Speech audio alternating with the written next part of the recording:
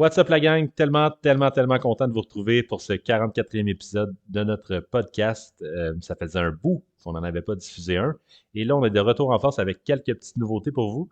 On a, vous l'avez probablement vu en entrée de jeu, mais on a un nouveau nom, donc Success Factory. Et on a un nouvel hôte aussi, donc en plus de ma belle voix soivée, vous allez entendre à toutes les semaines, euh, celle de Jean-Michel Lépine. Vous allez avoir aussi mon associé qui va se joindre à nous pour certains épisodes, Maud Belleval. Et vous allez avoir un nouvel hôte, donc comme je vous le disais, Simon, qui travaille également chez Wavency et qui s'occupe du développement des affaires chez Wavency, entre autres, et qui est directeur de compte. Il va être avec nous pour une panoplie d'épisodes. Et on commence ça en force avec un invité. Je suis très content de le recevoir. C'est quelqu'un que je respecte beaucoup, un, un solide homme d'affaires qui est un ami aussi depuis plusieurs années, Julien Brisson, propriétaire de la marque de vêtements Enro Apparel, une marque québécoise. Ça fait 3 ans que Julien a son entreprise et qui en fait un grand succès en collaborant avec une panoplie de créateurs de contenu connus au Québec. Il a fait son succès sur TikTok, notamment, ce qui est rendu à plus de 50 000 abonnés, ce qui est vraiment pas rien pour une entreprise québécoise. Et à chaque année, Enro collabore avec différents projets tels que l'AQPS, l'Association québécoise de prévention du suicide, la Fédération québécoise de l'autisme, le Club des petits déjeuners, le Movember, qui accumule des milliers de dollars en récolte de dons. Mais vous allez voir à travers ce qu'il nous dit, là, c'est vraiment quelqu'un qui a des valeurs de famille, de fraternité, puis c'est ça qui veut créer une communauté. Donc, c'est super intéressant de l'entendre. Vous allez adorer ça si vous êtes dans les sujets de l'heure en ce moment avec TikTok, e-commerce et comment créer une communauté. Je vous invite à écouter ça attentivement et vous nous en donnerez des nouvelles. Donc, une excellente écoute et on passe ça.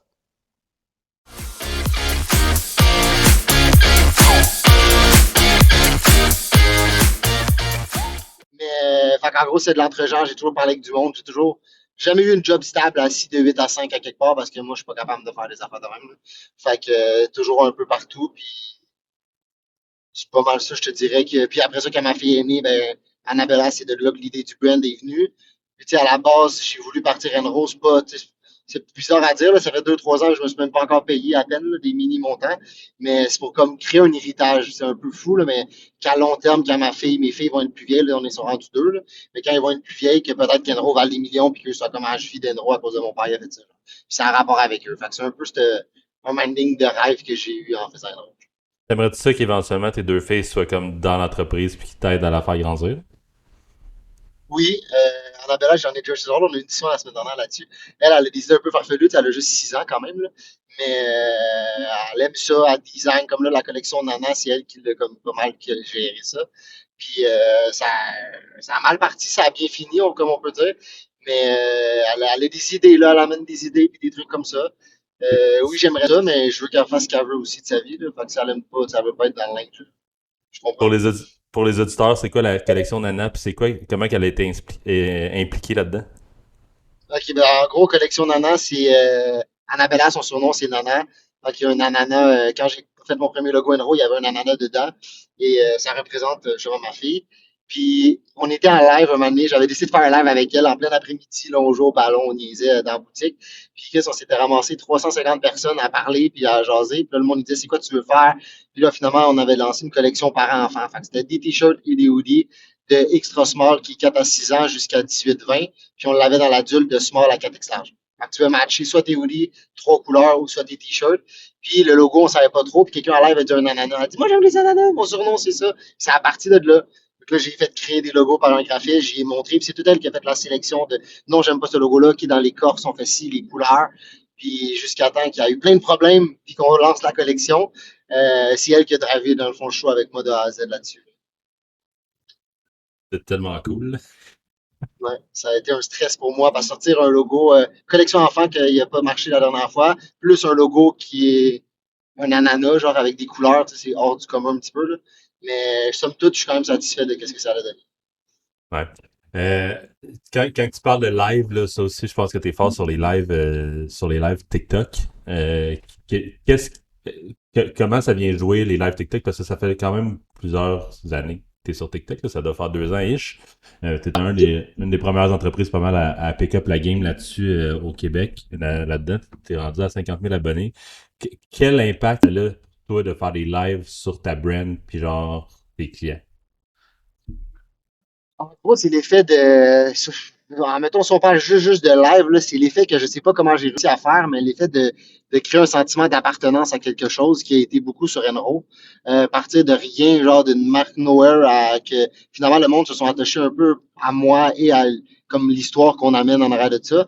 Ce qui fait qu'en live, tu sais, la game est aussi facile que au début, je pliais du linge, je montrais les locales, on faisait des trucs genre plates, admettons, en live, que maintenant, on se plug avec une bière, on invite des invités, on fait des commandes, on fait des concours, on donne du stock, on fait plein d'affaires qui amènent que le monde reste. Fait que, tu sais, j'ai pas énormément de monde, on roule des fois entre 50 à 350 personnes dans les lives, mais c'est du monde qui reste, qui achète, qui sont des consommateurs. Fait que c'est vraiment le sentiment de passer une soirée avec nous, à chiller, puis à juste voir le vibe que le monde aime, je te dirais. C'est spécial à dire, mais c'est quand même ça. Là. 2 heures à regarder plier du linge, à boire une bière, il y en a qui restent là. Ouais, ouais, ben, dans le monde du marketing, on parle beaucoup de sentiment d'appartenance pour les petites marques, là, tu sais, surtout ceux qui commencent, puis comment vraiment créer un sentiment d'appartenance, c'est à la marque, mais surtout comment apporter le fondeur là-dedans, puis justement bâtir sur le fondeur parce que les gens, ils achètent pas nécessairement les produits, ils achètent justement parce qu'ils veulent supporter l'histoire de quelqu'un. C'est quoi, tu sais, les valeurs chez Anro que les gens ils supportent, c'est quoi que vous apportez à la table? J'aime ça, cette question-là, parce qu'en anglais, c'est le personal brand, dans le fond, en gros, là, que le monde achète. Puis c'est drôle, quand on a commencé avec Jean-Michel dans les débuts, moi, tu me mettais devant une caméra, puis je gelais ben raide, là. J'étais pas capable de faire une vidéo, là. J'étais genre tout en train de devenir gêné, là. Je Puis dois dire, je dois dire que j'ai vu ton premier vidéo, puis j'ai vu que t'as fait 4-5 takes, puis c'était avec ta fille je pense que c'était pour l'OQPS, si je me trompe pas, ou ouais, pour vraiment levé de fond d'Aquilège, je crois, au Movember, quelque chose dans le genre. Ah mon dieu, c'était beau. Ah, c'était drôle, là. C'était vraiment. Il y avait un manque d'aisance que là, c'est comme. C'est vraiment. Tu sais, t'es rendu. Tu dois être rendu à ta 500e, même. T'as fait des centaines de vidéos, là. C'est clair que c'est ça qui t'aide à te rendre à l'aise, genre, où ce que t'es aujourd'hui, que si t'avais pas fait ce premier-là, tu serais pas là. Je te laisse continuer. Ouais. Ben, exactement. Puis, tu sais, j'avais fait ce premier-là, je pense, c'était sur Instagram, dans le fond. J'avais comme 1000 abonnés, 2000 abonnés. Puis, c'est un moment donné que, quand j'ai transigé c'est là compliqué avant que j'arrive au personal brand, là, mais quand j'ai transigé de Instagram à TikTok, euh, j'avais une fille, Fred, qui faisait tout mon contenu, moi je faisais rien. Puis à un moment donné, quand j'ai décidé de me lancer vraiment là-dedans, ben, c'est là que ça l'a grossi quand le monde m'a dit ah, Julien Enro, puis là, on dirait que le monde a comme associé vraiment Enro à moi et à mode de vie familial. Fait que de là, les accroches, c'est le mode de vie familial, je fais ça avec ma fille, on est du monde qui aime le monde. Ça, c'est vraiment le slogan. Là. Fait que on fait des collabs avec tout le monde, il n'y a pas de favoritisme. Tu nous écris sur Messenger, tu peux parler soit à moi, tu peux parler à Matt. On est très proche pour se faire approcher ou pour jaser avec les clients. On parle comme si c'était un ami. Fait que notre slogan, nos paroles qu'on dit au monde, c'est pas allô puis de rien d'autant, rien. On est comme des amis. Je te parle en tant qu'ami. Tu veux prendre une bière avec moi si on se croise dans un bar, je vais prendre une bière avec toi. Fait que c'est vraiment créer le fait qu'on est toute une famille, on est tous des amis. Ça peut avoir l'air spécial, mais pour le monde et pour moi, ça me donne le fait que tu portes ma marque, t'es pas juste quelqu'un qui porte un chandail. Tu t'associes le lifestyle en arrière de ça aussi à Enro. T'attendais-tu à ça quand t'as commencé comme. Parce que là, c'est clair que tu le vois dans 350 personnes, c'est quand même pas mal pour un live. Là, t'as dit que c'était pas beaucoup, mais 350 personnes, c'est vraiment quand même vraiment bon. Parce que quand tu parles de 350, c'est 350 en concurrent, en même temps. Ouais, mais Euh, ça, c'est juste quand j'étais avec ma fille. By the way, là. Quand j'étais avec ma fille, là, elle te vole le show. Mais en moyenne, là, on roule à 50 à 150. Avec Ray, des fois, on va taper du 200. Mais c'est en même temps, là, en recurate. Dans un live, on va chercher entre 1500 à 7000 personnes, admettons, en 2 3 heures de live. c'est quand même souvent. Il y a du monde que tu vois de manière récurrente, right? Beaucoup qui sont des clients fidèles puis des personnes qui aiment nous suivre. Mais beaucoup, on voit des nouvelles personnes qui arrivent. Hey, je connaissais pas ton brand, j'achète aujourd'hui un concours. Puis qu'après ça, cette personne-là revient dans les personnes après, genre, qui devient comme une personne qui va être fidèle. Genre. Cette récurrence-là a clairement un lien avec le sentiment d'appartenance que tu parles. Genre, tu t'attendais-tu à ça, créer ça quand t'as commencé, genre, quand est-ce que tu l'as réalisé, mettons? Pour vrai, au début, au début, je peux même pas te dire parce qu'au début, oui, c'est moi mon but, c'est ça. Je suis quelqu'un de rassembleur. Moi, j'invitais du monde en soi à aller faire boire de la bière dans des bars où on invitait à faire des parties, à aller faire des trucs cool ensemble. J'aimais bien ça investiguer, pas investiguer, mais la personne qui lit des affaires de même. Puis quand je lance ça ces réseaux, au début, j'étais juste fuck all. T'essaies de vendre un t-shirt à quelqu'un là, puis t'espères qu'il va l'acheter, mais ça avait rien rapport là. Puis quand j'ai vu ça tout dégringoler, je te dirais que c'est quand TikTok, parce que TikTok, c'est des vidéos, tu vois le vrai monde, tu sais, un petit post story, j'aime mon chandail, ça veut rien dire, versus quelqu'un qui donne un commentaire en parler, moi j'aime mon chandail, j'aime ce que tu fais, puis tu sais, plus que tu as de visibilité, plus que tu as de likes, plus que tu as de commentaires, plus que tu as de monde qui te suit, c'est cool, man, je sais même pas, c'est cool, ouais, je sais pas quoi dire. Ouais, ben TikTok, c'est une machine à authenticité, puis c'est clair que toi, t'es authentique dans tout ce que tu fais, là, comme tu dis, pas de hautain et rien, tu sais, rassembleur, ben oui, on va se boire une bière ou on fait juste chiller entre amis, puis ça rappelle vraiment, tu sais, un aspect communautaire, là, clairement, que tu es en train de créer. Tu as parlé déjà un peu de ta force qui est les collaborations. Puis Jean-Michel a déjà mentionné aussi, tu sais, peut-être avoir vu faire des vidéos pour Movember ou l'OQPS. Parle-nous de ça. En gros, tu sais, collaboration, ça a comme deux volets, je te dirais. Côté Movember, AQPS, Club des petits déjeuners. Moi, dans le fond, en gros, on était une petite compagnie, on l'est encore, là, on commence à grossir. Là. Mais tu sais, dans ma première année, j'avais ramassé des sous pour le Movember. C'était vraiment petit, là, on vendait pas beaucoup. Après ça, on avait fait une levée de fonds avec l'AQPS, que genre, la première levée de fonds, on avait ramassé 3200 $ de mémoire, là, peut-être 3260, quelque chose comme ça. On avait vendu 300 chandails. Mais si tu back dans ce temps-là, j'ai punté les chandails de nuit, j'ai livré les chandails de nuit. On avait fait des collabs avec Guillaume Latendresse, mon Dieu, Soulja, Corias. Puis moi, j'étais comme genre, what the fuck, man, à cause de Tactica. Puis tu sais, on a livré la marchandise très vite, ça a été fou. Mais le travail que j'ai mis dans de ça, c'était comme, pour une compagnie qu'on vendait quasiment rien, c'était énorme. Puis là, tu vois, après ça, on est allé avec le Marty Duhamel, qui est un ambassadeur du Club des petits déjeuners. On avait vendu, je pense, c'était des chandails du petit déjeuner, au moins 500. On avait ramassé, je pense, 6000$ avec ça. Même chose, on était un peu plus équipés, mais pas tant. On était dans l'appartement à Dom à faire les coups parce que j'avais pas de local dans ce temps-là. On était 8 à plier puis faire les commandes rush de la semaine. Fait que, tu sais, c'est des moves qui ont fait que je veux redonner. Si j'ai pas une grosse visibilité, mais je suis capable de l'utiliser à faire des dons, à aider soit des enfants, à aider des personnes qui en ont besoin. J'aime ça le faire. Fait que ça, c'est ce type. Puis là, on en a refait une avec AQPS qui a été, écoute, un succès total. Là. On a fait parler de nous beaucoup. On a ramassé beaucoup d'argent.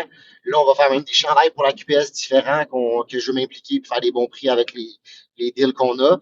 Puis ça, c'est vraiment collaboration style levée de fonds. Fait que je trouve un ambassadeur qui a aussi l'autisme, dans le fond, Bleu Atypique. Fait que quand on fait une collaboration, j'essaie toujours de trouver un ambassadeur qui est lié à ça. Fait que comme Bleu Atypique, elle, j'avais dit, ça te tente-tu? On fait rien de spécial, on donne de l'argent sur nos trucs, on fait des vidéos ensemble, on promouvoit ensemble. Ça l'a fait que ça allait créer un lien avec moi, puis Bleu Atypique, super gentil comme personne. Puis en même temps, ben, il y a eu beaucoup de personnes qui ont donné des dons, mais qui à ce temps, ils suivent puis qui achètent nos produits. Puis qu'on a fait un autre don, je pense, de 6000$ aussi à eux, comme ça. Tellement cool. Puis ça rejoint un peu l'entrée de jeu du podcast de dire que tu es impliqué dans la communauté puis que tu la valeur familiale, la valeur de comme fraternité, si on veut. Juste que tu te mettes en contexte parce que je pense pas que tout le monde connaît c'est quoi la QPS puis puis Bleu Atypique et tout ça. Bleu Atypique par rapport à la Fédération québécoise de l'autisme puis la QPS pour le suicide. Comment que ces quatre-là, le Club des petits déjeuners, Movember, AQPS, puis Fédération québécoise de l'autisme, comment ça a commencé, ces collabs-là? Est-ce que c'est juste toi, avec le Movember, qui a décidé, je vais faire une levée de fonds? Est-ce que tu t'es fait approcher? Est-ce que tu as approché toi-même? Ces quatre-là, comment ça s'est passé? Movember, ça a été une idée de base qui, comme je te dis, qui était très, très petit. Là, on parle à 3. On a fait le move, mais c'était comme 300-400$. Là, on vendait rien dans ce temps-là. Ça, c'était moi qui avais eu l'idée complètement à Movember. Je trouvais ça cool. J'avais une moustache tout le mois de novembre. Puis, c'était comme une affaire qui était simple, qui était cool. Pour ce qui est de l'AQPS, l'Association québécoise de prévention du suicide, ça, c'est Tactica. Je pense que j'avais 300 abonnés sur Instagram. Ils sont venus me suivre. Puis moi, je suis un fan de Rapkeb. Fait que moi, je tripais. Puis j'avais dit, écoute, vraiment cool. Je leur ai envoyé des chandails. Ils avaient fait des photos pour moi. Vraiment un mini collab.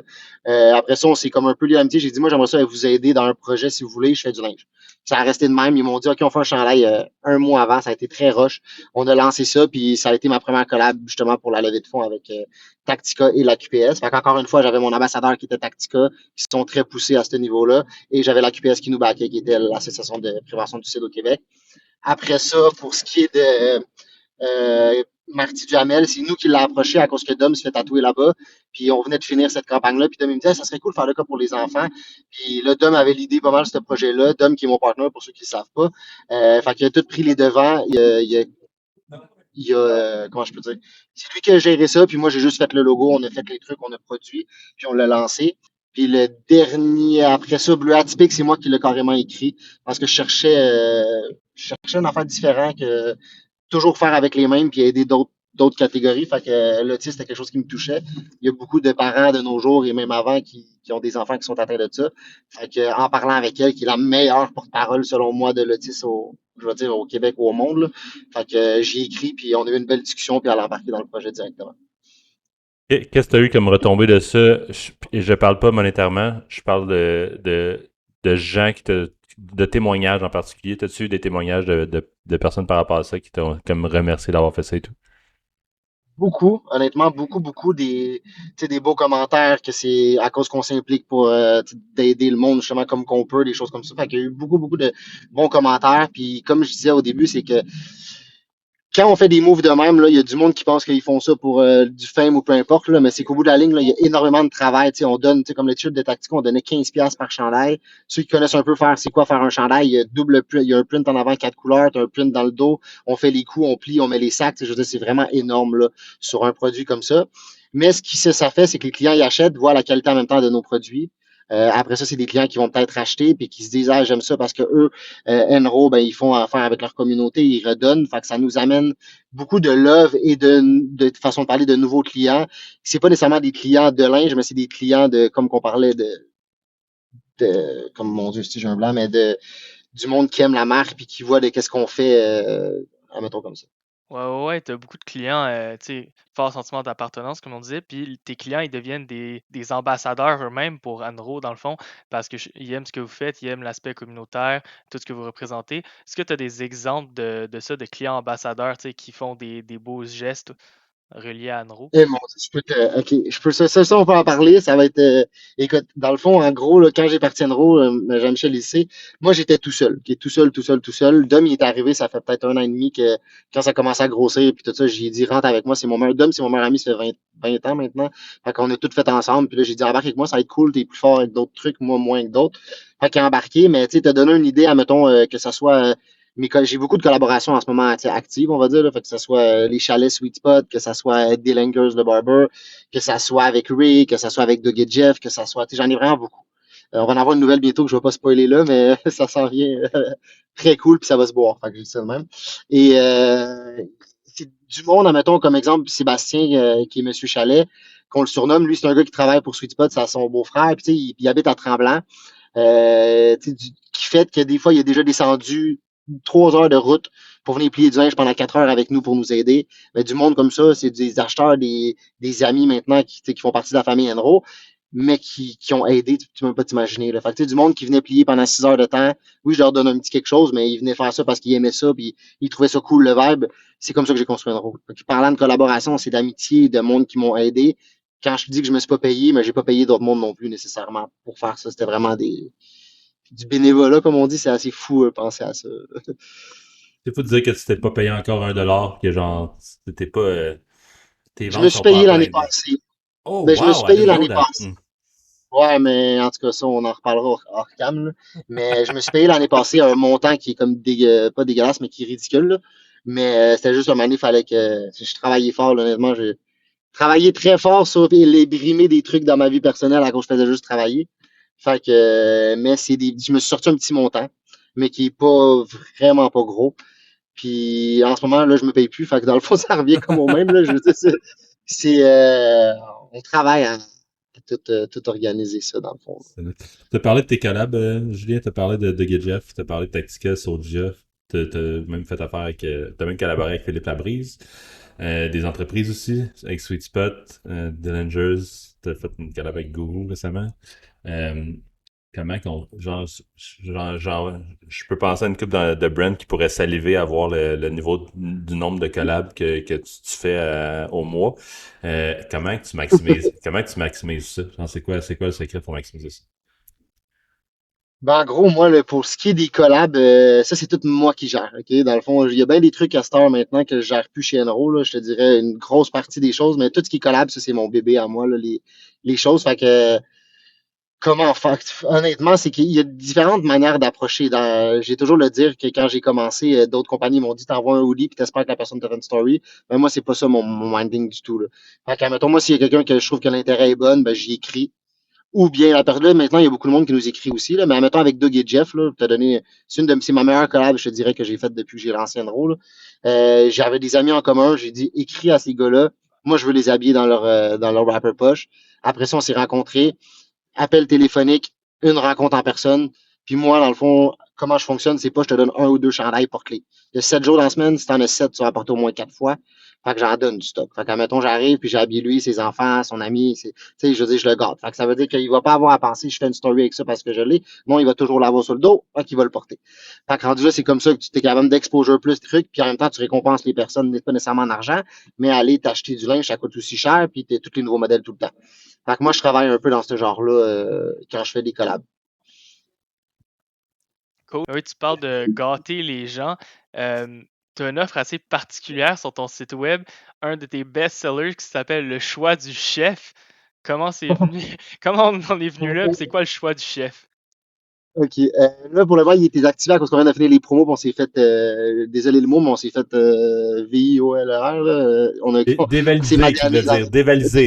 dévalisé, Dévalisé. dévalisé, dévalisé. Fait que le choix du chef, en gros, c'est quoi? C'est que moi, je fais beaucoup de tests, d'idées qui me viennent en tête des fois devant l'ordinateur, puis que je commande des affaires. Fait qu'en gros, ce que j'ai fait, c'est que j'ai rassemblé tous les trucs qui n'étaient pas en vente sur mon site. Que ce soit des hoodies qui n'existaient pas, une couleur qui avait été brodée d'un autre logo, qui avait eu une sérigraphie à une autre place, des produits qui n'existent pas. Fait que dans le fond, pour 20$, c'est un gimbal. Fait que si tu veux gimbal dans la vie, tu payes 20$. Tu peux avoir un t-shirt qui est une vieille collection qui existe plus, ça fait 3 ans, qui traînait dans notre entrepôt. Ou tu peux avoir un hoodie qu'on vend à 80$ en ce moment, ils ont fait une erreur à broderie puis ils ont brodé au lieu de sérigraphie. Fait que c'est vraiment un gimbal choix du chef. On en a vendu en tabarnak des choix du chef. Il nous en reste encore, là. Je vais en repartir un nouveau, mais c'est comment vider des trucs marketing qui est drôle, puis qui essaye d'aller à pousser des trucs qui traînaient dans notre entrepôt, là, grosso modo. Mais pour un truc qui a pas été. Parce que c'est pas un secret pour personne, mais on fait tes pubs. Euh, on n'a pas mis ça de l'avant nulle part. Comment t'en as vendu autant En live. en live? En Juste en- live, vraiment en live. On n'a même pas fait de vidéo là-dessus, on n'a rien fait. Juste en mettant un produit, on était en live, puis on le disait, puis là, on emballait, puis je fais du chef, 20$, c'est un hoodie, on crée ça dans le sac. Là, la personne, là, le monde, après ça, ils se sont rendus compte qu'on avait jusqu'à 5X large. Fait que là, il y a du monde jusqu'à du 4X à 20$ un hoodie, c'est pas cher, là. Fait qu'il y a du monde qui achetait 6 choix du chef, mettons, là, dans la grandeur. Fait qu'on variait tous les produits. Fait que pour 120$, t'avais 6 produits Enro, genre, de la grandeur de tu veux. Ah Fait que ouais, puis là, basically, ce que tu. Vas-y, Simon. tu viens de toucher à quelque chose d'autre à propos d'Anro, c'est que vos items, ils sont à des prix abordables et que vous offrez une vraiment grande variété de tailles dans le linge. Parle-nous de ça. Ouais, quand j'ai commencé, beaucoup de marques vendent de small à 2X large. On va se le dire, le même X large. La plupart arrêtent là.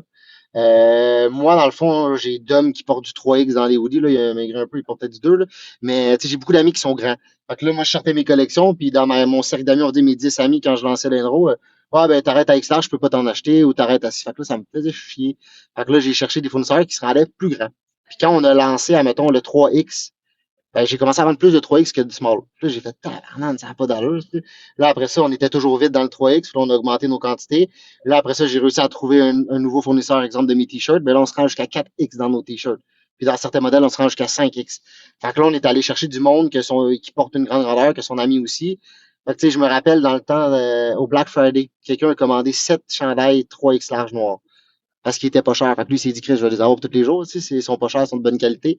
Fait qu'on est allé chez vraiment un autre milieu de vente. Puis là, on travaille bien une grosse chose en ce moment qui s'en vient, une collection que ça fait longtemps qu'on travaille, mais qui va se rendre jusqu'à 6X large. Puis on est en pourparler avec des magasins qui vendent des grandes grandeurs aussi pour aller dedans. Fait que on veut vraiment miser pour tout le monde, puis dans la grande grandeur. Qu'au Québec, je trouve que toutes les compagnies négligent, que nous, on veut aller chercher. On a des petits scoops, on a des petits scoops. J'ai pas rien Genre, dit de plus que ça. t'en as-tu d'autres à nous donner comme ça? Là? Non, j'en ai d'autres, mais je peux pas trop parler. Je sens que tu serais travaillable là-dessus, mais je vais t'épargner cette fois-ci. J'ai le goût qu'on revienne un peu sur TikTok. On a parlé de tes 50 000 abonnés. T'es probablement une des top entreprises au Québec avec le nombre d'abonnés. Il y en a qui vont vraiment bien, mais je pense que tu dois faire partie du top 50, sinon 25 des entreprises au Québec. Comment, quand on a parlé des lives, mais mettons une entreprise qui part, là, qui veut juste partir, puis je pense que le fait de faire des lives, ça fait du sens quand c'est ton entreprise à toi, puis tu vas faire tes lives pour toi-même, puis genre tu vas bander avec le monde. Mais pour une entreprise, c'est comme, je sais pas, une dizaine, vingtaine, 40, 50 personnes, puis qui veut partir, c'est quoi les bonnes practices pour se rendre à 50 000 abonnés? Comment tu arrives à te démarquer? Parce que je sens que c'est comme un peu le Far West quand tu arrives là-dessus. Écoute, pour vrai, là, on parle business, admettons, là. Collab aide au début, quand j'ai commencé, les collabs, ils ont vraiment beaucoup aidé. J'étais allé chercher peut-être un 3 4 000 abonnés qu'une collab. Après ça, si ça a monté, mais c'est un peu con, là, mais sur TikTok, là, tu peux pas aller. C'est drôle parce que j'ai eu une discussion de ça hier avec, en tout cas, on parlera avec qui j'ai parlé de ça. Mais tu peux pas aller vendre un produit. Admettons, là, si moi j'arriverais et je te dirais, hey, c'est Julien Denro, je vends des hoodies, je vends des t-shirts. Mais Chris, oublie ça, l'algorithme va planter ton vidéo, tu feras pas de vues, tu feras pas de likes. Fait qu'il faut toujours que tu trouves une manière de te démarquer avec de l'humour, parce que dans le fond, j'ai fait des tests aussi, là. C'est quoi qui pogne sur TikTok? C'est de l'humour, de la bouffe, puis des belles filles, admettons. Fait que c'était 3 types de choses qui pognent. Fait que rendu là, il faut que tu réussisses à jouer là-dedans en essayant de plugger les ventes. Fait que tu sais, aussi simple que j'ai fait une vidéo d'une paille réutilisable, que j'avais sorti des pailles réutilisables parce que ça me tentait, puis je trouvais ça drôle. Puis j'ai juste pitché de quoi dans quelqu'un, puis je riais, puis ça a fait 40 000 vues. Puis Chris, j'ai vendu genre sûrement 100 pailles, de façon. J'aime la Fait que c'est des façon trucs qui... Ouais. J'aime la façon dont tu fais ton développement de produit. Ah, ça me tentait de vendre des pailles, fait que j'en ai fait, puis on. C'est ça. J'ai mis ça là-dessus. Non, mais il y a une raison à tout ça, parce que dans le fond, c'est toujours part de quand on fait, moi, toujours part de quand j'ai des produits, ben, à un moment donné, il faut toujours augmenter ton panier en ayant des trucs qui sont intelligents. Fait qu'une paire réutilisable, d'un, c'est bon pour l'environnement. Je promouvois pas grand-chose sur l'environnement à part des sacs à dos réutilisables et des pailles, pour être honnête. Là, j'ai une nouvelle bouteille d'eau que j'ai pas avec moi, là, mais bouteille d'eau réutilisable. Mais ce que je veux dire, c'est que trouver des produits que les autres ont pas, que le monde va peut-être acheter. Puis la paille réutilisable, ça a été un bon exemple. J'en ai vendu, là, sur 250, il doit m'en rester une cinquantaine de disponibles. C'est pour ça que tu as des bonbons aussi sur ton site. Ouais, les bonbons, ça, je les ai enlevés parce que ça, j'avais ça dans le temps du Black Friday. Je voulais augmenter les volumes d'achat. Puis j'ai chipé des cornichons, même sans m'en rendre compte dans des serres. En tout cas, fait que j'ai arrêté de vendre des bonbons pour le moment. On est en train de réévaluer si on fera pas des paniers cadeaux avec des plus gros montants à offrir, avec des vêtements, des bas, des bonbons, que juste vendre des bonbons. Je veux pas être comme un dépanneur. Puis je l'ai été comme un dépanneur. J'ai eu des commandes juste de bonbons, admettons. Là, je te dirais, ouais. Ouais, faut Fait que faire j'ai enlevé tous les attention bonbons avec d'ici. les. Faut faire Ouais. attention avec les coûts de shipping là, pour tu sais, juste Ben, avoir les quelques poids, paniers de c'est ça. bonbons. Ouais, ouais. Ça. Exactement. Puis tu sais, tu fais pas d'argent sur des bonbons, là, même si je vendais tu sais, un sac de nerds, mettons, à 5 piastres, là, ben, écoute, t'en prends 5, ça me coûte de l'argent, t'es livré, là, façon de parler, là. Faut que fait que c'est un peu ça. Fait que j'ai enlevé ça, mais j'ai des produits comme les hoodies, là, les genres de serviettes hoodies, que personne n'a ça, mais c'est drôle, là. On a fait des vidéos, quand on avait lancé ça, on avait mis un couple qui était Mathieu puis sa blonde. Puis ils sont pitchés de l'eau d'en face, puis genre, Chris, c'est laid, qu'est-ce que je porte? Puis tu sais, c'est d'amener un humour à un produit. Si je pense, ma tête est bonne pour faire des niaiseries, fait que ça m'aide dans la création de contenu pour du linge. Là. Cool. Côté un peu plus technique, y a-tu des métriques qui sont importantes pour toi au niveau de TikTok sur tes vidéos? Tu sais, est-ce que c'est le time view par personne, etc.? Ouais, ben dans le fond, en gros, la recette est pareille pour tout le monde. Là. Le TikTok, ça marche au nombre de temps de visionnement que ton vidéo marche. Fait que le plus important, c'est que le monde écoute le plus longtemps possible ton vidéo. J'ai encore de la misère avec ça, pour être honnête, là, mais c'est l'accroche du début. Fait que l'accroche, moi, c'est soit que c'est trop niaiseux, soit que c'est pas assez intéressant, ou soit que c'est toujours la même affaire qui marche, admettons, mais c'est de trouver comme l'accroche au début. Là. Les 2 premières secondes, selon moi, sont les plus importantes. Si tu as un texte, il faut que la personne prenne le temps de le lire et que ça parte à une autre affaire. Fait que c'est vraiment qu'il y a beaucoup de mouvements dans la vidéo, l'accroche au début, je te dirais. Beaucoup de mouvements. Comme je dis, moi, je vends de quoi? Fait que moi, je suis pas là à montrer ma face et dire allô, ça va, tu sais, je te pousse quelque chose, un produit. Fait que c'est d'être capable de placer mon produit après, puis pas trop loin, parce que si le monde se rend pas à la fin, ils le verront pas. Fait que c'est de jouer un peu avec. Écoute, c'est pour vrai, c'est des fois faire une vidéo niaiseux, là. J'y pense en esti comment je vais le faire avant de le faire.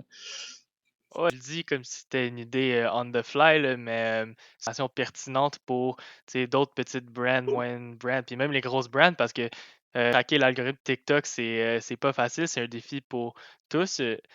Donc, c'est vraiment de l'information. Jean-Michel, tu semblais avoir une question. C'est quoi le TikTok qui a généré le plus de vues, c'est quoi? Ça, c'est ma force, ça recommence, là, parce que là, c'était l'hiver, là, mais en gros, moi, je me promène beaucoup dans les festivals. On va donner des cadeaux. Fait que je l'ai fait un peu au Black Friday, au Boxing Day, dans des centres d'achat, ça marche bien. C'est juste que là, tout le monde le fait, fait que ça m'écoeure un petit peu, pour être honnête, d'aller donner des cartes cadeaux, mais on va beaucoup dans des festivals. Fait qu'on est allé à Métro, Ilsonic, Métro, Ilsonic, puis, en tout cas, j'en ai fait d'autres, là, je me rappelle plus lesquels. Puis le plus gros vidéo, ça a été ça, honnêtement, c'était wack comme vidéo, honnêtement, parce que j'allais donner quelque chose à quelqu'un, puis genre, elle m'a juste ignoré, puis moi, j'ai fait, ah ouais, je l'ai posté. Il a fait 375 000 vues, genre. Puis tout le monde bâchait la fille. Fait que genre, c'était comme wack, parce que j'avais pas eu le temps de parler. Fait que je m'en allais lui donner un hoodie, mais tu sais, la situation a été compliquée. Puis genre, finalement, j'ai enlevé tous les commentaires, puis j'ai envoyé un hoodie à la fille par privé, parce qu'elle m'avait contacté. Fait que c'est ça mon plus gros vidéo. C'est con, mais c'est ça. Ta meilleure vidéo, c'est quelqu'un qui t'a ignoré pendant que tu essayais de lui donner un hoodie. Ouais, ouais. Nice. En C'est passant, plate quand même.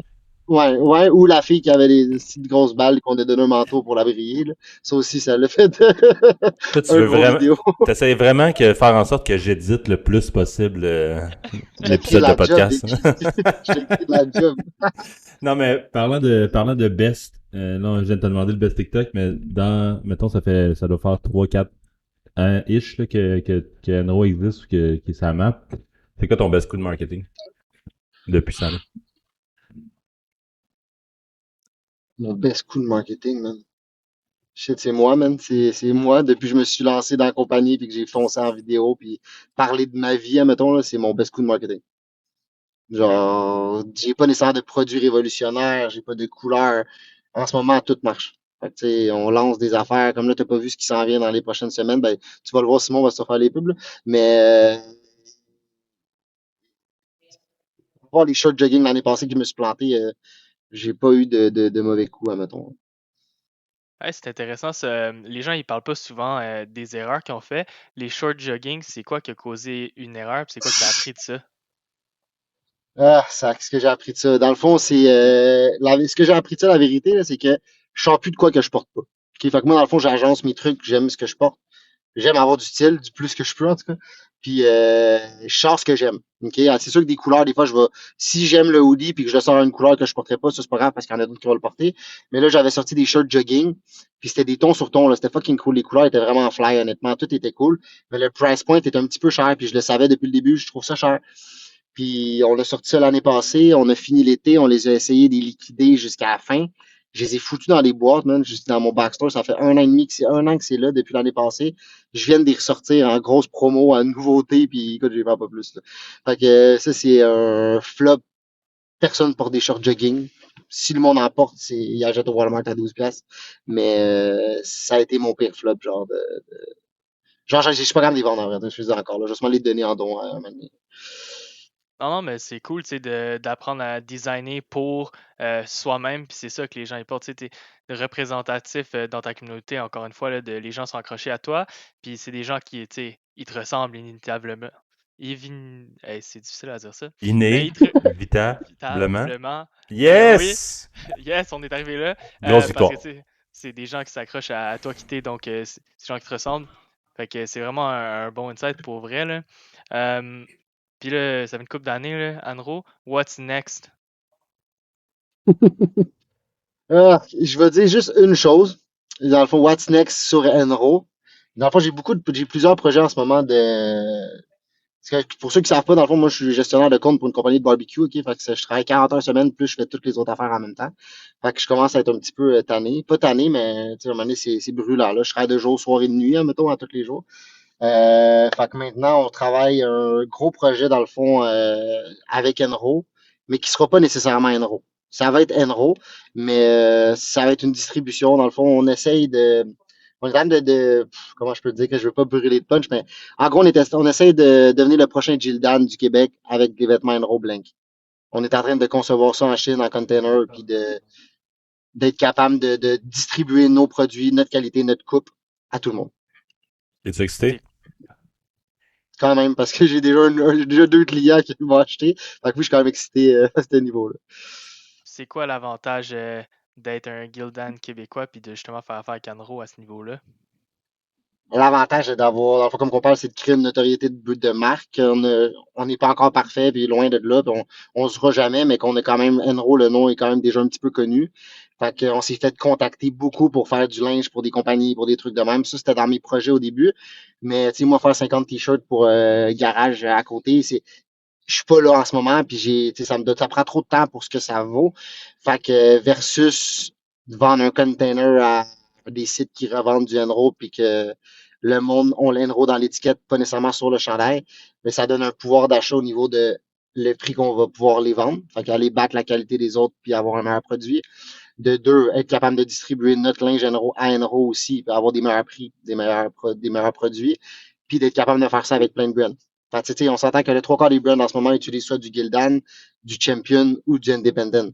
Donc, pourquoi ils n'utiliseraient pas du Enro pour brander leur linge?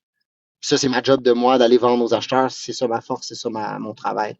Fait qu'un coup qu'on va être prêt puis qu'on va avoir les. Dans le fond, on est en train de tout faire ça, dans le fond, fait qu'on attend d'avoir les trucs. Genre. C'est cool. Logistiquement, une fois que tu es prêt, tu rapportes ta force principale et tout ton parcours dans les ventes à Anro. Puis là, full circle, les forces de l'être humain. Tu sais, puis basé sur les forces de chaque personne, là, puis bâtir là-dessus. C'est vraiment cool. Jean-Michel, je te Ouais, laisse y aller. On va wrap up. J'ai le goût de poser une petite question funky pour finir. Ta meilleure catégorie de produits, c'est les hoodies, right? yes. C'est quoi les couleurs qui vendent le plus? Est-ce que c'est noir? Est-ce que c'est rouge? Est-ce que c'est Ouais. vert? Je te dirais que ma meilleure couleur, honnêtement, là, c'est le mint. La couleur mint, là, ceux qui ont vu sur le site, c'est un genre de bleu vert mint là, qui flash en crise. Celui-là, c'est mon meilleur vendeur au complet. Après ça, on a eu le lavande qui est talonné de très près le mint. Le lavande, il s'est un peu essoufflé cette année. Il va encore bien, mais il s'est essoufflé. On a sorti un rose fluo. Hein. Rose fluo, je l'avais sorti puis j'avais peur de le sortir. On était BO 2 fois. On l'a sorti 3 jours après, on n'avait plus. Je l'ai ressorti 3 jours après, on n'avait plus. Puis là, j'ai fait une bonne quantité puis je suis encore BO en ce moment après les promos. Là. Fait que le rose fluo, le monde ose porter des couleurs. Puis ça, c'est une affaire qu'on n'a pas parlé beaucoup. Chez Enro, dans le fond, on a jusqu'à des grandes grandeurs, mais on a jusqu'à toutes les couleurs. Fait que ça veut dire qu'on essaie de miser sur un gars qui porterait juste du gris charcoal burgundy, mais nous, on leur vend du rose dans le 3X, on leur vend toutes les couleurs. Fait que c'est de là que, quand j'ai parlé tantôt qu'on a des discussions avec un magasin de vêtements pour personnes qui portent plus grand, ben nous, c'est intéressant pour eux d'avoir un line-up de couleurs comme ça, si personne l'offre. Très cool. On va finir là-dessus. Merci pour ta participation, mon cher Julien. C'était vraiment, vraiment un fun podcast. J'espère que tu as aimé ça. C'était vraiment le fun. C'était cool, ouais. Yes. Fait qu'écoute, on se reparle bientôt, hein?